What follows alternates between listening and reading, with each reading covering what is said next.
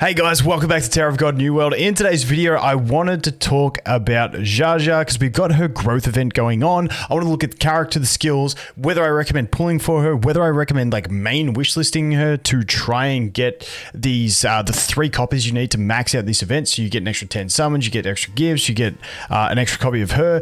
I'll talk about all that. I can't tell you what you should do, but I will tell you what I'm doing personally on my account. Keep in mind, it is early days. Haven't done any testing. This is based purely off what I see in the character, and basically I think she's going to be fantastic. I think Red is in an amazing spot right now.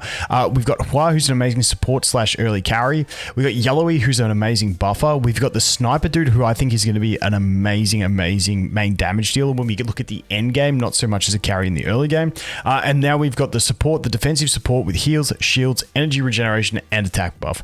I think Red is in a very good spot right now. And just quickly, not to forget, on the side of Red things, we've also got obviously Viol, who just dropped, who I haven't tested. I'll do a video on Viol maybe in a little bit later. I've really got to get my hands on him, test him, and feel how he plays. I can't just make a comment on him based on his skills because he is a bit complicated. But definitely, if you get lucky on some dupes with an Evan Kell and get her to like three green, you know, by chapter, like, you know, even in 16 and 17, she can just slot right into those teams. Put them next to like a Data Mashni or Data's a hard tank.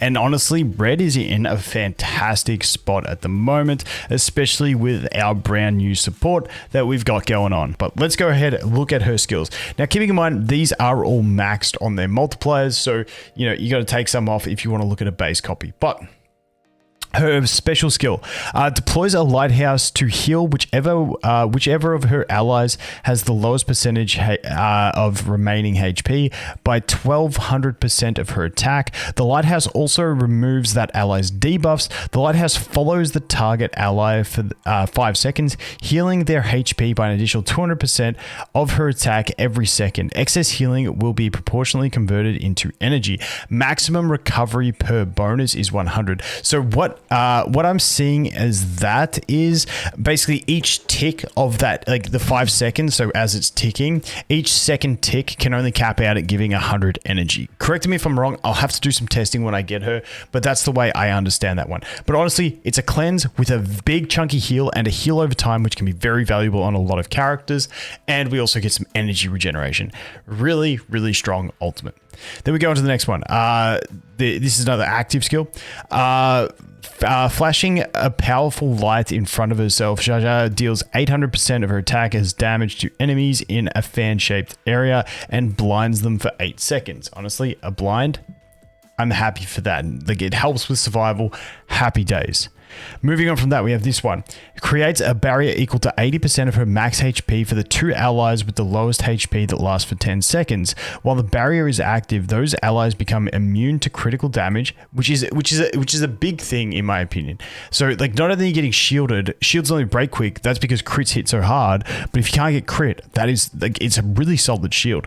When the barrier dissipates, she proportionally converts the remaining barrier into energy. Maximum recovery per bonus is 100. I don't know what this is, but their wording on the cap, does that mean like the max you can get from the shield conversion is 100? If so, it's not crazy, but it's still handy. But what I'm curious to see and test is how shields interact. So if you're running something like Hua, who has her own shields that keep proccing, what shield gets eaten out first? Or is it just any shield once that shield's applied? I'm not too sure how it's going to work, but nonetheless, it's a nice chunky shield. You get immune to crits and you can get some energy out of it as well.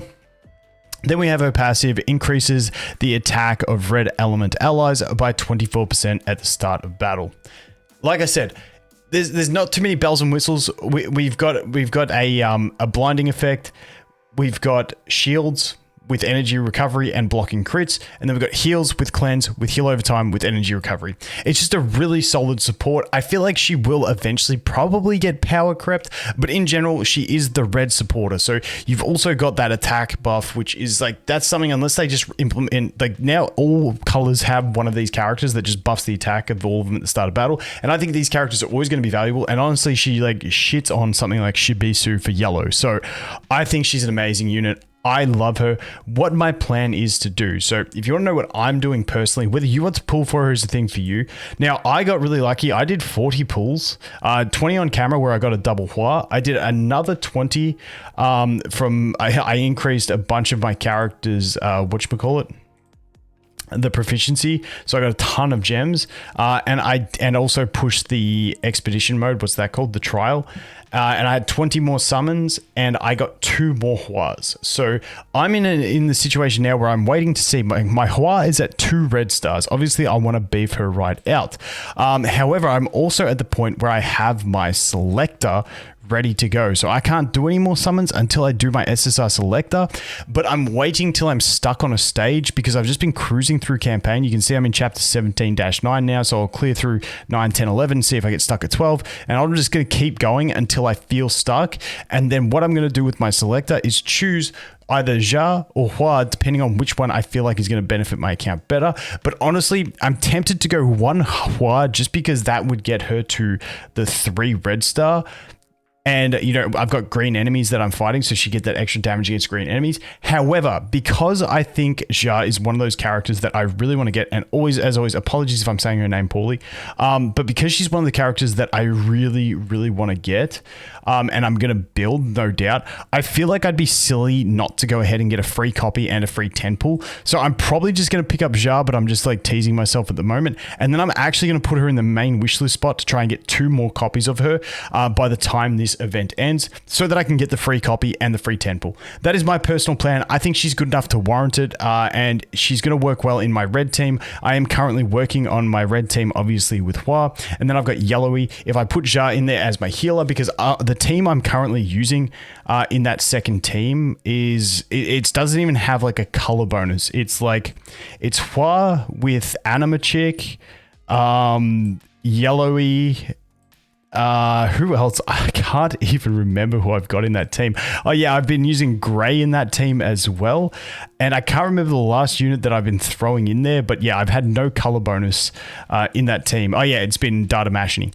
So I've had no color bonus. I've been struggling, and to get the healer would be really nice because I'm still using Evan in my first team against the stronger enemy with hats. So that's my play. Let me know if you think I'm wrong. Let me know what you're going to do. But I just think on a character that I want to build anyway, passing up on a free copy and a free 10 pull and some free gifts, which gifts become really rare in the game, I feel like I'd be stupid to do that. So that is my play. I am going to put her on my primary wish list for my next bout of summons, and hope I can get those 3 copies and then move on from there. I'm just teasing myself with this SSR thing because I'm indecisive. You guys know how it is. Anyway, that is going to be it for this one. I think she's a fantastic unit. Definitely worth having at least 1 copy on your roster for tech usage in the red team, even if you only put her in a sub slot to get 1 copy eventually. But that is going to be it for this one, guys. Thanks for watching. Hope you have an awesome day, and I look forward to seeing you in the next one. Cheers.